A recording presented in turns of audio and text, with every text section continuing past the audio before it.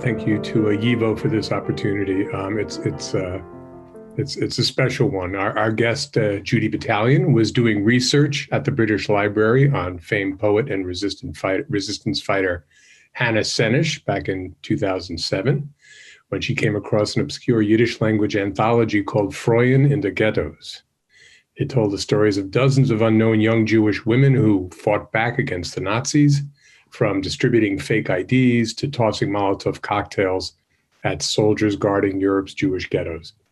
That book led her on a 13-year search, odyssey really, into the often overlooked lives of young Jewish women who fought back in ways both small and large. The result is The Light of Days, the untold story of women resistance fighters in Hitler's ghettos. Her new book is gripping, it's monumental, it's a chronicle focusing on more than a dozen of these fighters, mostly in Nazi-occupied Poland, and the courage they showed in the face of the unthinkable. Judy, it's an honor and pleasure to be talking with you. And I must say, just being able to read and share these stories feels like an act of yizker, or remembering. So I thought we'd start by, if you could explain how this story became your story, and some of the resources and obstacles you encountered in researching it. Sure. Well, first of all, thank you for interviewing me. Thank you, Yivo, for hosting me. It's true. I feel particularly thankful because I did so much research through Yivo. It's been such an important resource for me. And thank you, everyone, for joining from around the world. It's so exciting. All right, now to your question that I already forgot. How did I? Well, no, it's a Yivo question. Tell me about. It's really about the research. You know, what did you tap, and what were some of the obstacles in telling the story? So the research really. This is a history that I made out of memoirs. So I was taking personal first-person accounts. And for some people who were killed in the war, there were accounts that their friends had written about them after the war. They were very personal. They were reminiscences, some obituaries, but mostly some letters, some collections of letters as well. But mostly I was working with personal stories, memoirs, and testimonies, oral testimonies, written testimonies. Some of these memoirs were written in the war. There's an incredible diary that I used of Gusta Davidson. She was imprisoned in Krakow in a Gestapo prison and wrote the story of the Krakow resistance on toilet paper. And that was hidden in the cells, and part of it was found after the war. So some of my sources are immediate and, written with such incredible intensity and intelligence and fury during the war. And some of them are testimonies that were written much later or recorded much later in these women's lives, in particular in the 1990s, the early 2000s, when they themselves started telling their story. So, so what were the obstacles? There were many obstacles. The obstacles range from using memoir as testimony, using memoir and testimony as source material. I always say memoir is not cold data.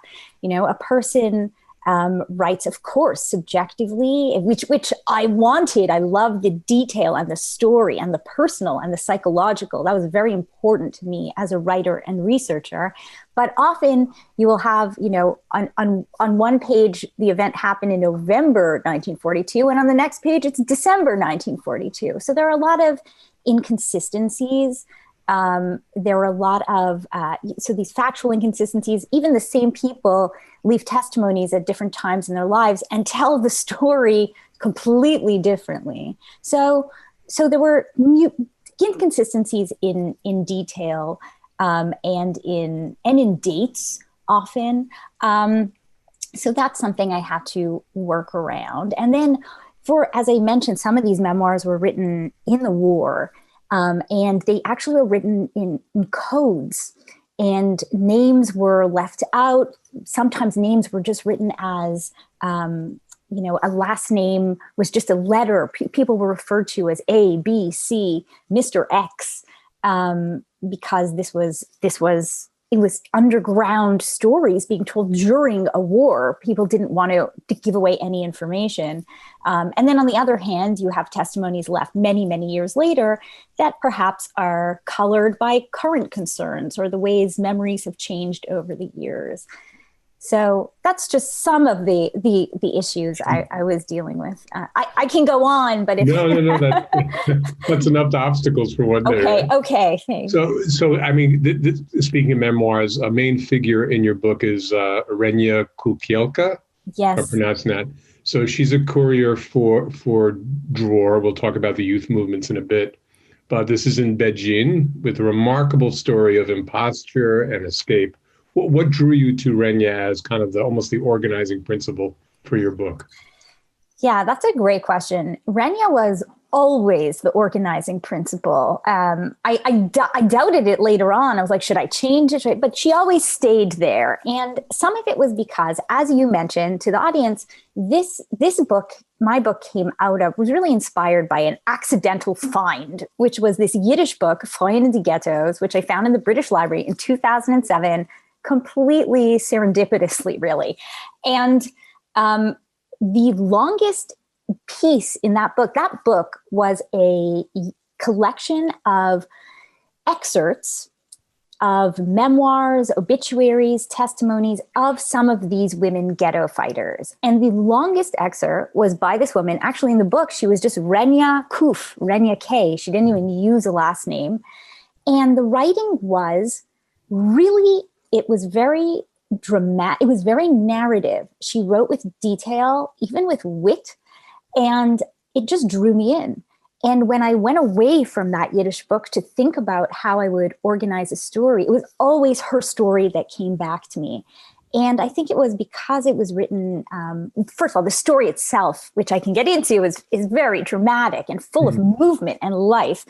And it was written in a very narrative way. So that narrative stuck with me. Mm-hmm. So you can, whether using Renia's story as the example or any of the other figures in your book, what forms did the resistance take? And how many of your subjects actually engaged in, say, violence or sabotage, as opposed to carrying messages or forging documents?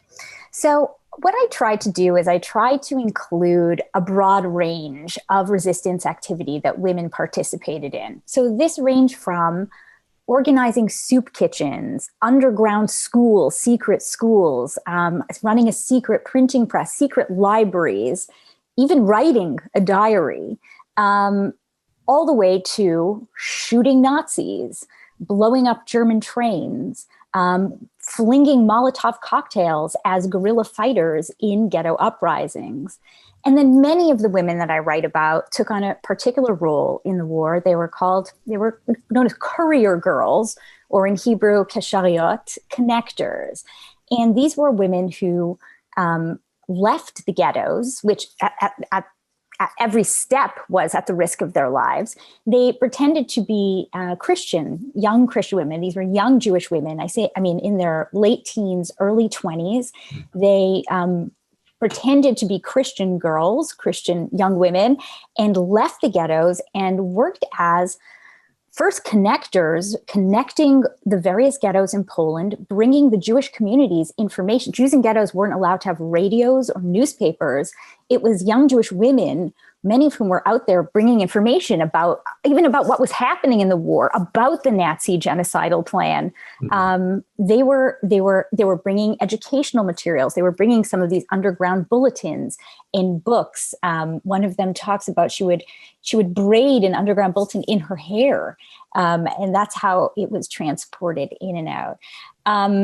But then, as the underground turned into more of a militia, then these women started arming the ghettos. They were often the ones out there going, like Renia, going to arms dealers, buying guns, taping them to their torsos, smuggling dynamite and ammunition, and bringing that into ghettos to help arm the undergrounds for their uprisings. Mm-hmm. And then they also, especially when the ghettos were raised, and even earlier, many of them did rescue work as well. They helped take Jewish children and Jewish adults too out of ghettos and slave labor camps and find them hiding spots, either in the forests or in the cities. And then they took care of them in hiding as well, coming to check up on them, paying the hiders money, making sure, bringing them medical help when needed, making sure their conditions were okay. So I really tried to include a broad range of organized resistance activity. Right. And Renya herself was imprisoned not as a Jew, but as a Christian imposter, I guess you would call it, but not to the Nazis. She was a Christian Pole. Yeah, Renya and a couple of the women, Bella Khazad also, they were caught, and of course they were on the outside pretending to be Christian girls. And when they were caught, the Nazis still thought they were Christian, that they worked for the Polish underground. And so they were imprisoned in political prisons. They were brutally tortured, but they were never taken to be Jewish throughout the whole war. Mm-hmm. Yeah, amazing act of self-discipline. Let's just talk a little bit about how gender, and I want to get into some, like I said, I want to talk about the youth movements in a bit, but gender, I think, is so important both to the project and to their experience. From the way the women are underestimated or marginalized by the male resistors, by historians, in the ways it's a advantage in some ways, and in other ways, of course, they faced a lot of sexual peril. So tell me how, in approaching this as a woman's story, what was important for you to convey, and how did it shape their experience? Well, you said it very well. There was ambivalence. On the one hand, they were existing in, many ways, like now, classically sexist culture. So they weren't suspected. It was to their advantage. No one thought that young, pretty girl would be carrying dynamite in her underwear. On the other hand, they were certainly exposed to sexual violence and blackmail all the time. And I think what's important to explain is that women, I talked about these women as being on the outside, leaving the ghettos. They're pretending to be Christian girls. And the reason women did this work, it was primarily women, was because it was easier for women to do this. And partially, it was easier for women to pass, this was it. And partially it's because women were not circumcised. So they didn't have a physical marker of their Jewishness on their body, which for men was a real threat. If someone on the outside was suspected of being a Jew, he would be at gunpoint told to drop his pants. Mm. So women didn't have that. But I think even more, alongside that, women in the 1930s in Poland, education was mandatory for boys and girls. In many families, Jewish families, they sent their sons to Jewish schools, but they sent their daughters to Polish public school. And partially because of that, women were more acculturated. Women were slightly more assimilated in the 1930s than men. They were aware of Christian, they had Christian friends. They were aware of their habits, their prayers, even I'm looking at myself on the Zoom screen, look at me like this. So this gesticulation, that was considered very Jewish. So one woman writes about how she had to wear a muff when she went undercover to keep her hands together, so she would appear as a Christian Pole. And then most important, in these schools, women, and they talk about this all the time in their memoirs and in their testimonies, women learned to speak Polish like a Pole, not with the creaky Yiddish accent. So even in the underground, when men went out on the outside, they often were accompanied by one of these courier girls who would do all the talking for them. She would buy the train tickets. She would, show the passport. She would show the IDs because her Polish could pass, whereas his might not. Mm-hmm. So again, yes. So these are all the ways in which women, and as women, they're trained to be aware of others, aware of cues, even flirtatious. And so these are all the ways that their skills helped them go undercover. Being a woman, they were underestimated, they were not suspected, And they had this kind of strange gender training to help them pass. And that's why they could do a lot of the work outside the ghettos. Mm-hmm. But as you say, at the same time, there were diary entries where women who were leaders of these movements were upset. They were left out of the meeting table. They weren't invited into the meeting. Only the men were. And they were also at risk of, on a more physical level, as you say, at risk of sexual violence all the time. There were blackmailers functioning in Poland who they often the Nazis couldn't tell who was Jewish and who was a Catholic Pole. So, but some Christians could, the Polish could. They understood the nuance, as we've been saying. So they would blackmail Jews on the outside, say, I know you're Jewish. If you don't pay me off, I'm taking you to the Gestapo now for a reward, which they would get. And for women, this blackmail was also sexual. And I go through a few events that I'd read about where, it was if you don't come back to my apartment right now or to this hotel right now, I'm going to take you to the Gestapo. So one episode, I mean, your telling of the Warsaw Ghetto Uprising is really gripping. But I also think it's important that you put women in a way that I think other chroniclers of the uprising have not. So how does remembering the role of women in the uprising change what we know about the event? Well, first of all, one of the leaders of the Warsaw Uprising was a woman, Zivia Lubetkin, who, attended every meeting. She was a spiritual and military leader of the people. And she's not been remembered, I don't think, at all for her role. I'd never heard of her until I started doing research on this project. Women were, there were about 750 young Jews who fought in the Warsaw Ghetto Uprising. It was a very organized uprising. I believe about 180 were women, and they were combat fighters alongside the men. They learned to use weapons. They tell stories of learning. They had so few bullets, when they learned to use guns, they practiced against a mud wall so they could take the bullet out and reuse it. They learned women often were using explosives, Molotov cocktails. And I think of one story this woman, Masha Fudermilch, tells after the war, where she was a fighter in the Warsaw Ghetto Uprising, and their tactic was to fight from above.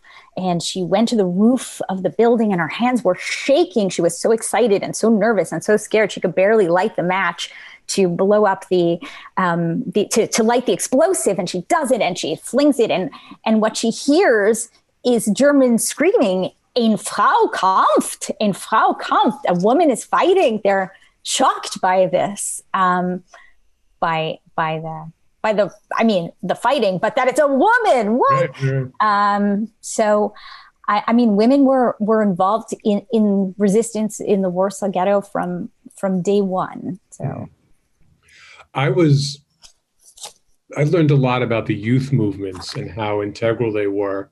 You focus on two, Dror, or Freedom, and Hashomer HaTzayir, which is the Young Guard.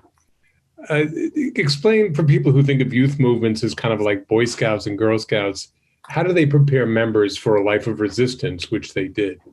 And also, if you could talk a little bit, someone asked, I saw in the Q&A, about some of the right-wing movements like Beitar, and how ideology and it all comes together to create, resistors when the time calls for it. Sure. So this is also, for me, this was a huge part of my learning. I didn't know anything about this before starting this project. I always thought of Hashomer HaTzayir as summer camps, not as what these people are who made the Warsaw Ghetto Uprising. I did not know that. So Polish Jewry in the 1930s was largely organized by these youth movements.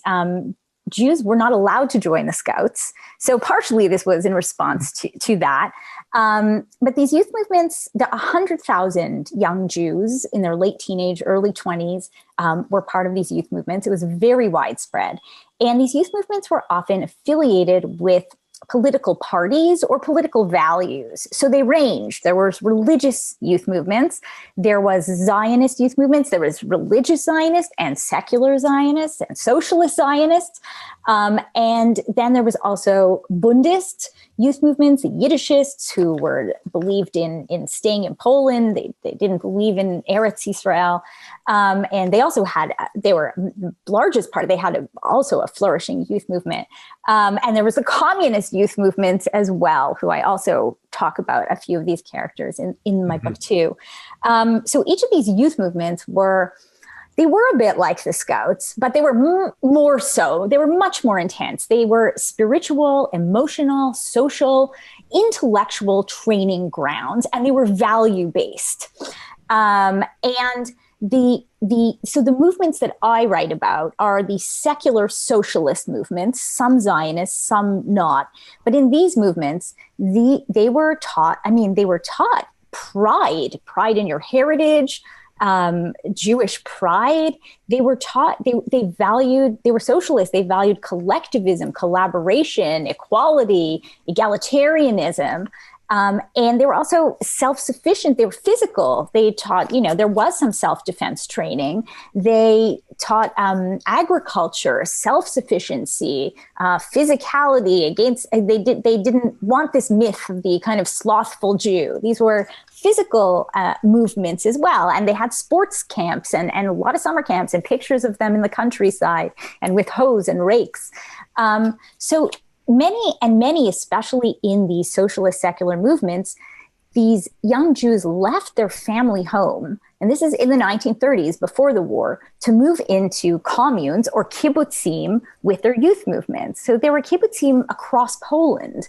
Mm-hmm. Again, I had not known about that in Poland. Yeah. So they often, and this caused family friction because parents were like, well, what do you mean you're leaving to move into the?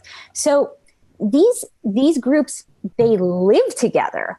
They trusted each other. They had very tight bonds. They also, many of them write about their interest in not just reading. They had reading groups. They're reading not just social theory and revolutionaries and they're socialist but also psychoanalysis, psychology. There was a strong focus on emotional awareness, on discussions of what are my strengths, what are my weaknesses, how do I relate to other people. So they had these very intense bonds with each other, and they knew how to collaborate. They knew how to work together. They knew they'd lived together, and these were movements they had they valued Jewish pride, and they valued the pursuit of truth. And all these factors, I think, are what led to them becoming they were primed to become underground units. So one question was, and I was also surprised by it also, kind of this fluidity between, getting in and out of the ghettos, getting in and out of countries. So you think of kind of, I guess maybe, you think of the Nazis of obviously having an iron, grip on Europe, but they found their ways to get. So someone asked, how did you get in and out of a ghetto? And people should know, I don't want to be a spoiler for anybody who hasn't read the book, how many women who were able to escape went back to help? And that amazed me throughout the whole book. They went back into the ghetto so they could be of assistance. All right, that's like a 20-part question. So let me start with the fact that when I first how did they do it? How did they do it? When I first came across that book, Freud in the Ghettos, I think that's what stunned me. It was called Freud in the Ghettos, Women in the Ghettos. I thought it was going to be stories of women's, their difficult lives in the ghettos or horrible lives. But actually, the whole book was about women leaving the ghettos. And I had to keep rereading it. I mean, at the time, my Yiddish was rusty. I was like working in the London art world. I wasn't using Yiddish. So I kept saying, maybe I didn't understand. But this kind of movement was so surprising to me. I too did not understand this. So I will explain a little bit about how they moved in and out of ghettos. So first of all, it's important to understand that there were over 400 ghettos in Poland. And each of these ghettos was a little bit different, having to do with local rule, with the Jewish leaders, with the local Nazi leaders and the Polish communities, and also having to do with its geography and its landscape. So some ghettos were bordered on one edge by a river, whereas some were in the middle of cities and bordered by, high, thick walls. So this also made a difference. In some ghettos, it was easier to slip out through, a crack in a fence. A bit of barbed wire was open. They made holes. They would come. One story, they would come each night. One person from the movement would come and remove one nail and then walk away. And then the next night, someone else would come and remove another nail, so that eventually they were able to just open a little part of a gate on the side of the ghetto. So one way was really through, slipping in and out holes in gates that sometimes they found or had created. Sometimes they literally climbed over the walls. Sometimes there were basement or cellar connections, so they went underground. The buildings bordering the ghetto had a basement, which might have had a window or something that they could go through. Sometimes they climbed over rooftops and made their way over rooftops. In some ghettos, like in the Warsaw Ghetto, the courthouse was actually bordering the Aryan side and the ghetto side. So you could, if you were performing well, you could walk into the courthouse on one side and actually walk out on the other side. There was also a market area in part of Warsaw that also bordered the inside and the outside of the ghetto. Sometimes they just paid off the guards. Some youth movements had double agents, so they had a guard on the inside working for the Jewish police who were guarding the gate, and so they would let their own comrades in and out. Very often, women got in and out of the ghettos by joining work groups. The only time Jews were allowed out of the ghettos was to do slave labor, and they would exit in a work group. So sometimes women, this was actually a pretty common way, was they would either bribe the leader of the group or just slip in with the group and exit with them and enter with them. This was obviously very difficult too, because if you were going to enter the ghetto, you had to be there. You couldn't just hang around and wait at the ghetto wall. You had to know exactly what time they were coming back and meld in with them and put your star back on. There's one story of a woman, Firka Kempner, who couldn't find her star. She put a yellow leaf and walked in with the youth group. I mean, with the work group. So there were different conditions depending on the time, the place, and the way that ghetto worked. Some ghettos had trains that went through them. People would jump off the train. So again, yes. And then there was another part to the question. No, the women who went, well, it answers itself. The word courage, the word commitment, but I know there were women who had an opportunity to leave. They were, free of the ghetto, but they went back in because there was still work to be done in saving other Jews. They went back in and out all the time. They were out doing missions. They came back. They brought stuff back. They went back out. They brought stuff back. There were some women that had left Nazi-occupied Poland. Firka Plotnicka, she was 25 when the war began. She'd already been a leader in the youth movements. Women had leadership roles in the 30s in these youth movements. I forgot to talk about that.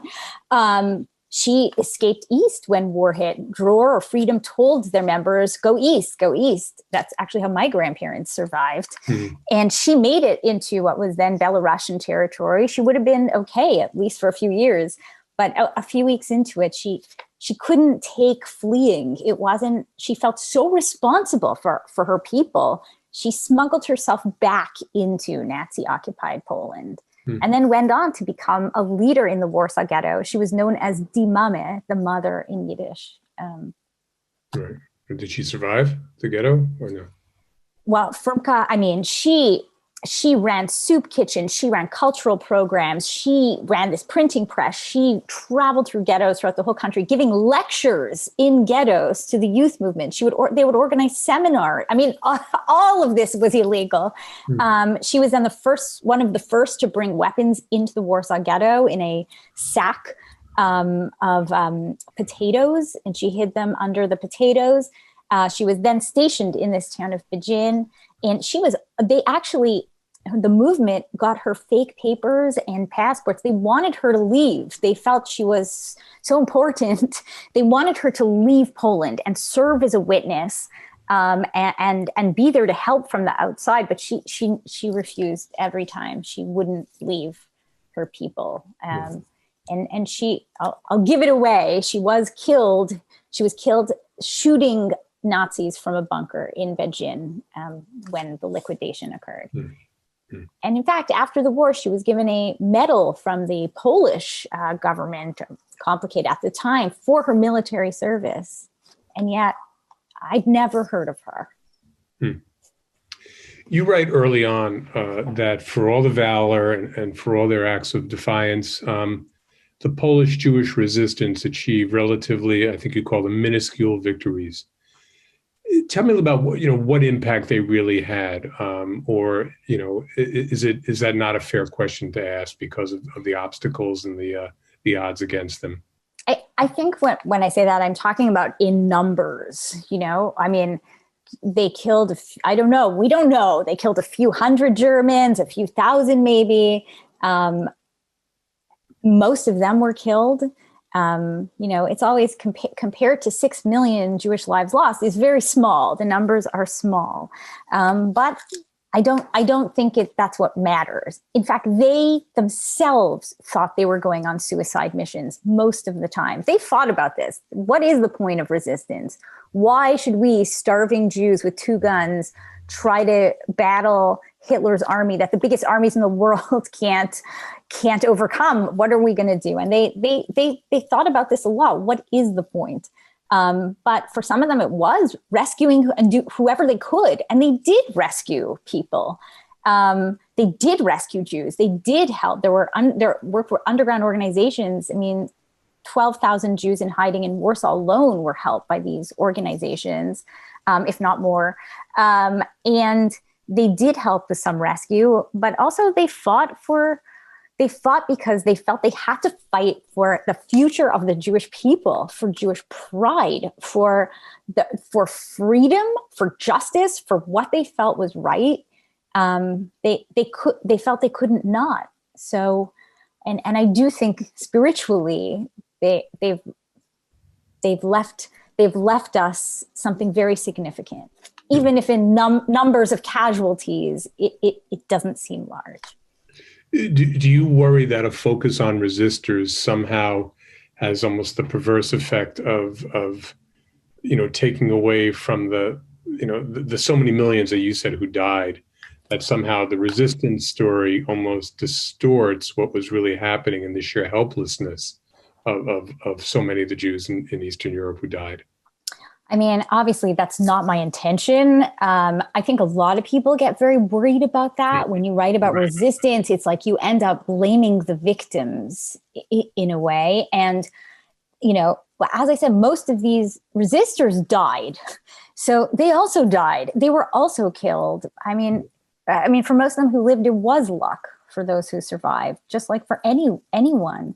But I think what doing this work really opened my eyes to was how much resistance there was. Most people were killed because they were up against a massive military force. But, people were, whether you call it resilience or resistance, people were engaged in defiant struggles all the time. And that's a side of the story that I hadn't really focused on before. And I'm talking even like making jokes. Mm-hmm. Some people they told jokes during transports to relieve fear. They hugged their barrack mates to keep them warm or to make them feel intimacy or to feel like they existed. They wrote diaries. They wrote poems. There were so many forms of resilience. I guess this is sort of the uncomfortable questions that and you address them actually in your book. So it's but like the heartbreaking story about the resistors and their relationship with the Judenrat, which were set up by the Nazis to carry out their plans, completely cynical, making Jews do their dirty work. And then you have a number of stories where the women are either confronting collaborators or just these, these guards who were put in this untenable position? What was that like in some of the diaries? How did they describe their relationship with the Judenrat? Sure. Yes. The Judenrat is always uncomfortable. And it's something that I also tried to say in the book. There were over 400 ghettos in Poland. There were over 400 Judenrats. Some of them had thousands of people work for their Judenrat. I mean, the Warsaw Judenrat was a huge organization. So it's very hard to generalize. And this was a Nazi institution purposefully to turn people against each other. Right. And some people joined the Judenrat in order to help fellow Jews. And some people had no choice. Everyone was making impossible choices in a brutal and horrific situation. So I do try to have a level-headed myself approach to this as much as I can. In these memoirs, these were often, these women were not always, because there were some times where they were really, the Judenrat helped the resistance.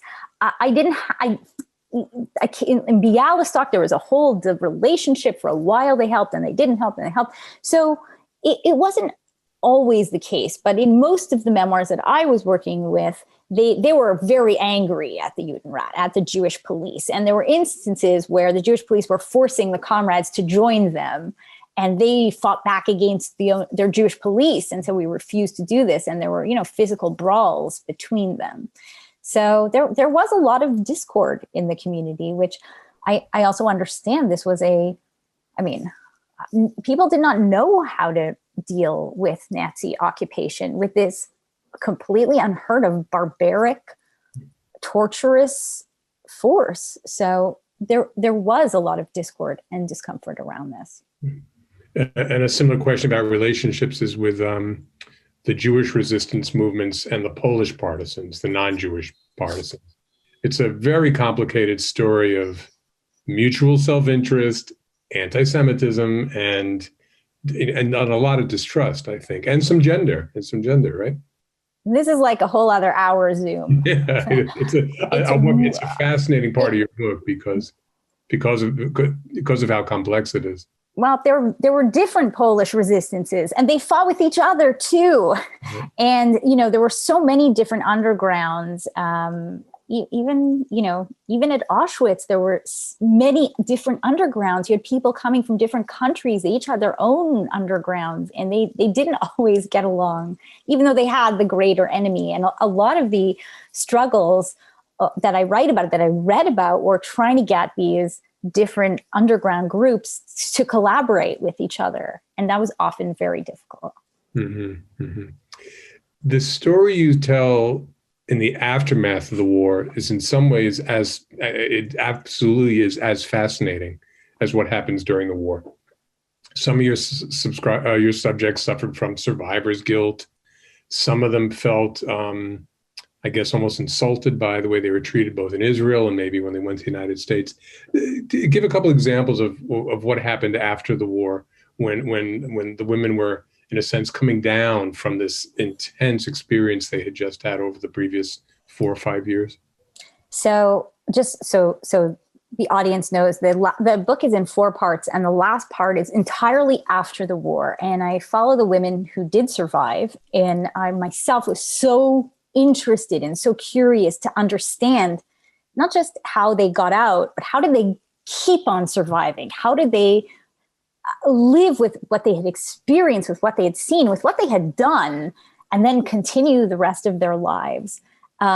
So I was very interested in this. So yes, because I follow different people, there are different stories. And for some of them, they did not get over the trauma of the experience and, descended into really tragic, I don't want to give away the whole story, but, really depressive and difficult lives. And for others, like my central character, Renia, she wrote her story of the war in 1944. It was actually published in Hebrew in 1945. And then she moved on, almost like writing was part of the therapy. And then She did not talk about the war for decades. For decades, she didn't talk about her experience. I sent her children information about it. I mean, it really, it was, I think it was part of the coping mechanism was to start fresh. And I heard that from a number of women and their families too. They have to start fresh. These women were, because they're young in the war, they're like 22, 23 when the war is over, and they have their they have their entire lives in front of them with no family, no home, no nationality. They're refugees. They're in new countries. They don't even speak the language. They really have to start over. So for some of them, it is repressing. That's part of why I think we didn't know this story for a long time. And I should tell, just, I don't think it's anything way, the experiences are as diverse as the women themselves. Right. I mean, these are individuals who take different paths, and they have different, where they land also matters, and how they were.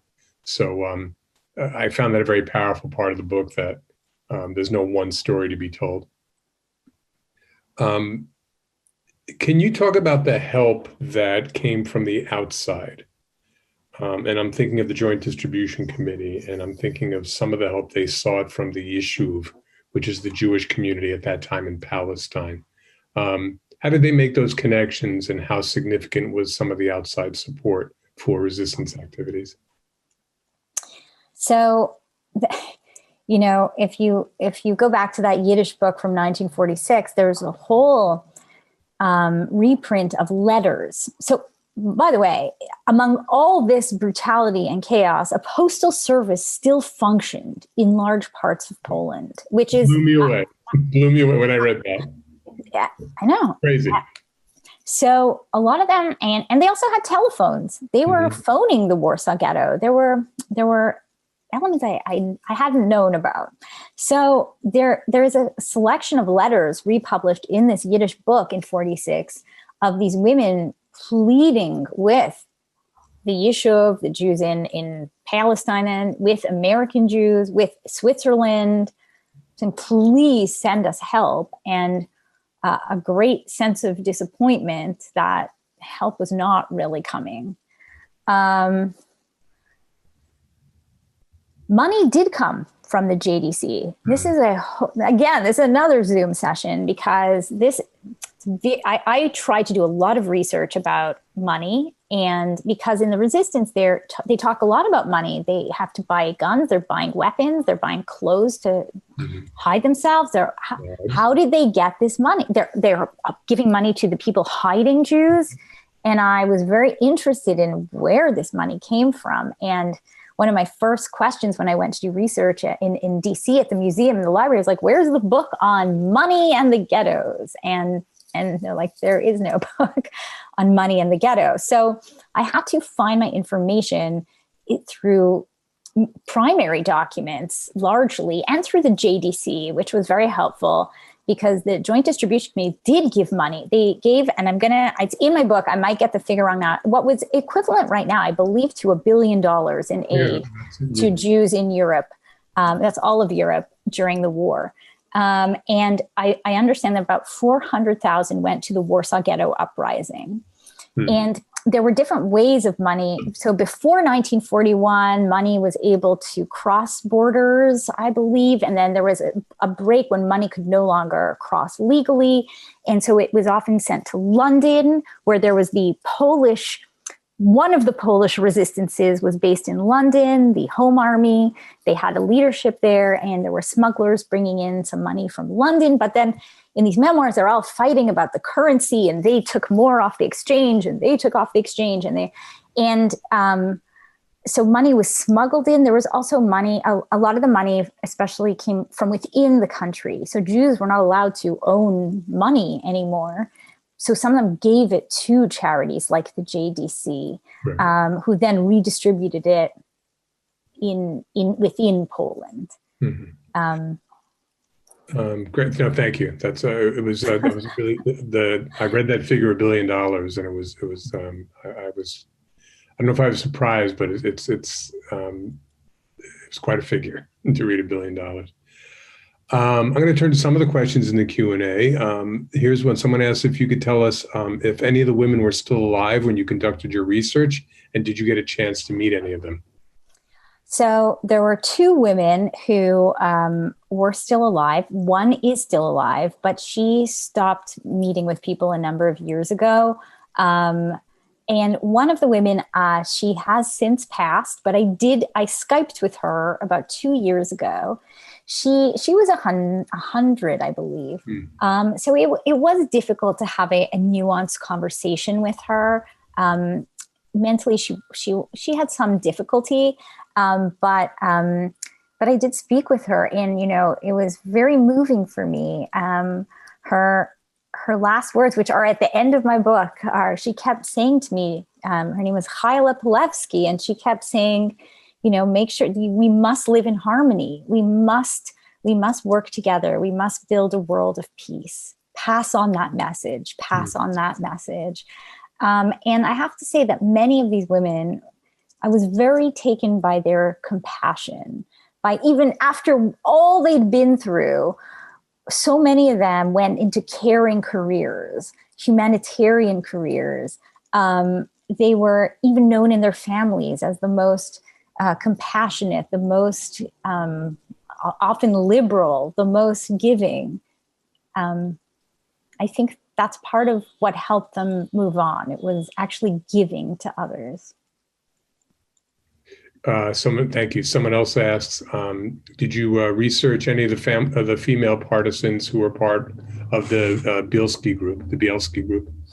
I didn't research specifically the Bielski group because research had been done on that group, and I decided to focus elsewhere. But I do have a chapter on women in the partisans in the forests in the East, where I did research on women's experience in both Jewish partisan groups like the Bielskis and women who joined non-Jewish Russian partisan groups.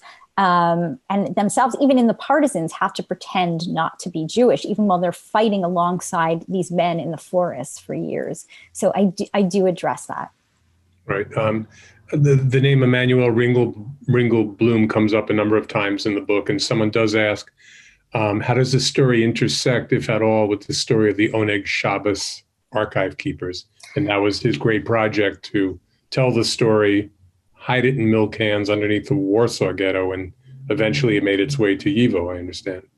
Yeah, I think one of my first quotes in the whole book is from him. He writes about these women, and he says, these women face death every single day. They risk their lives every single day, these young Jewish underground operatives. And, they will become the names that we know in our people and in our nation. They are such heroes. He was writing about them in his diaries.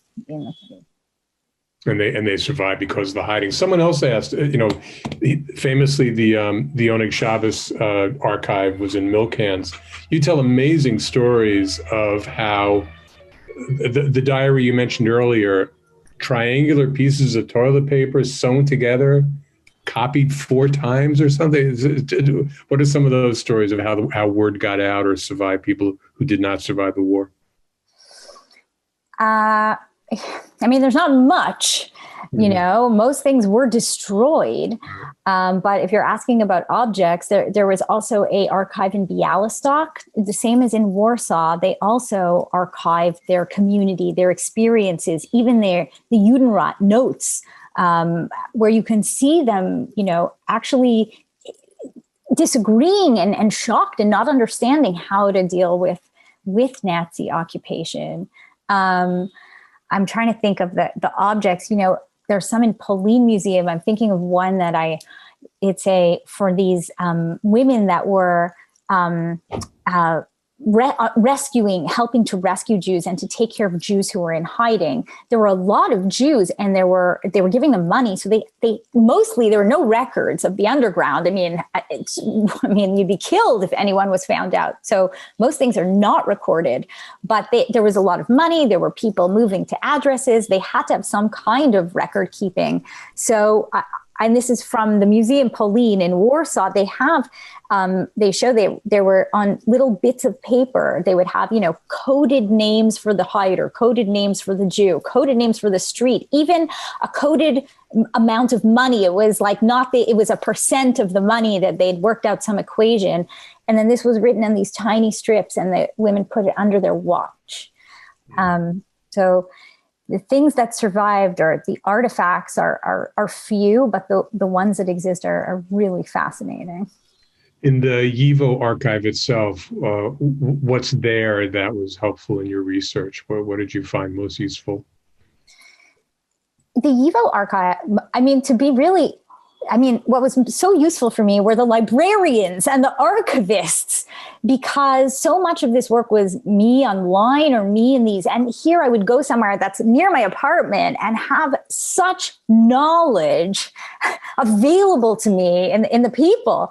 You asked me, I'm going to swing back to your first question, which was what were some of the challenges? And some of the big challenge here was I'm doing a project in different languages. Mm-hmm. So these women have names in Hebrew, Yiddish, Polish, Yiddish nicknames, wartime aliases. They're changing their names for this marriage paper. Then they're married. Then they move countries. I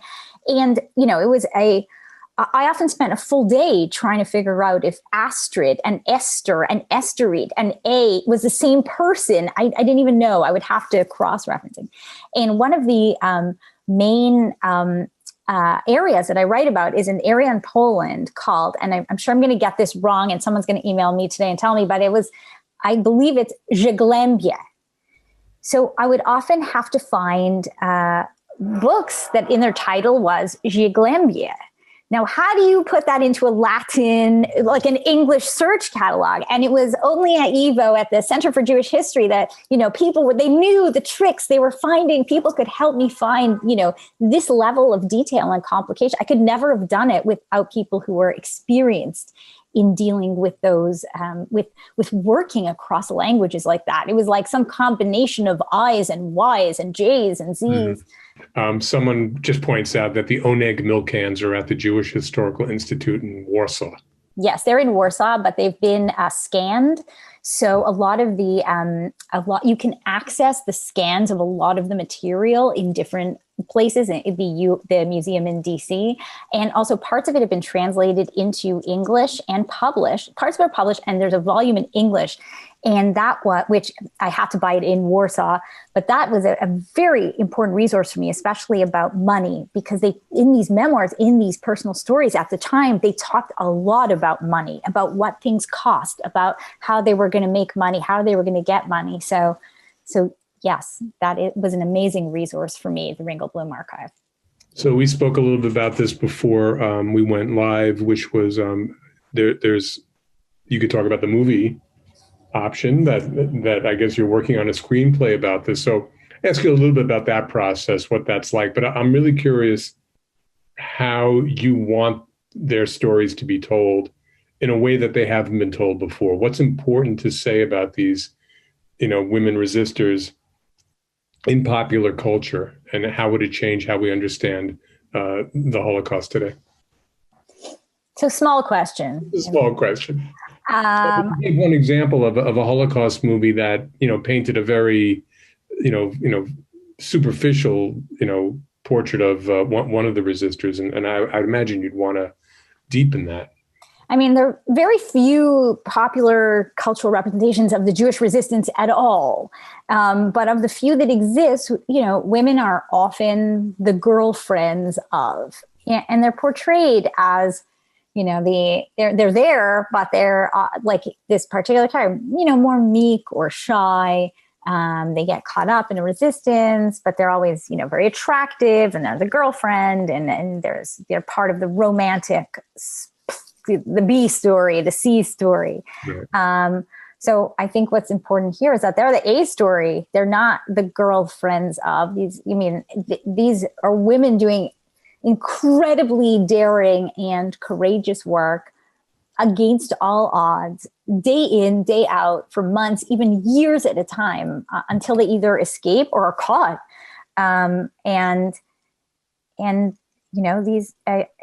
anything, it's the message of people who had nothing. And as we said before, against every single odd, went out to fight for their convictions, to fight for freedom and justice and what was right and what was fair.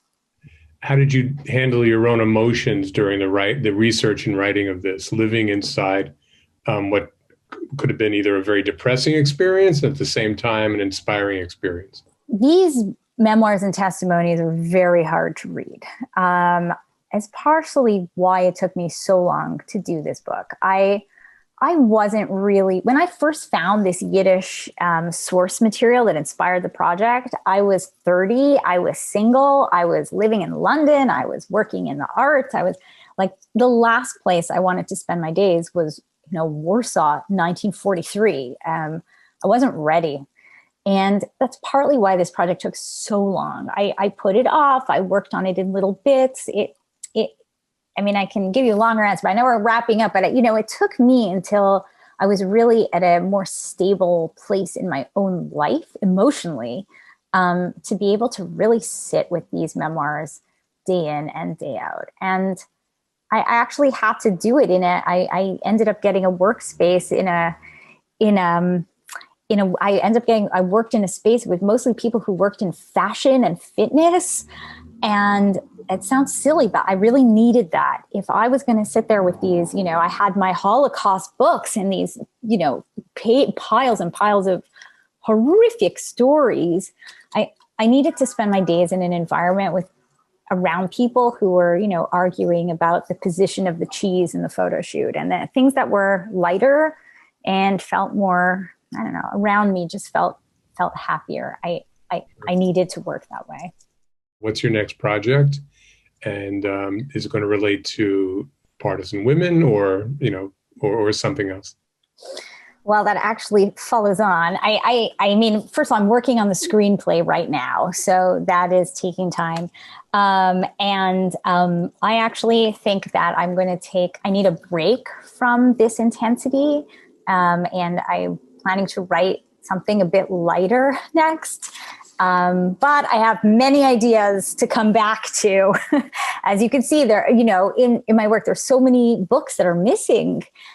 So there's a lot of stories. I became very fascinated by the 1930s in Poland. I became very interested in many of the women I couldn't even include in this book. So when I'm ready, which might be a little bit of time, I will come back. But for now, I think I'm going to work on something a bit lighter.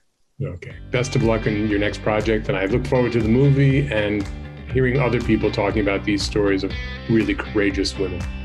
Thank you so much for your thoughtful questions, and to everyone for being here. And once again, to YIVO for being such an important resource. Thank you all.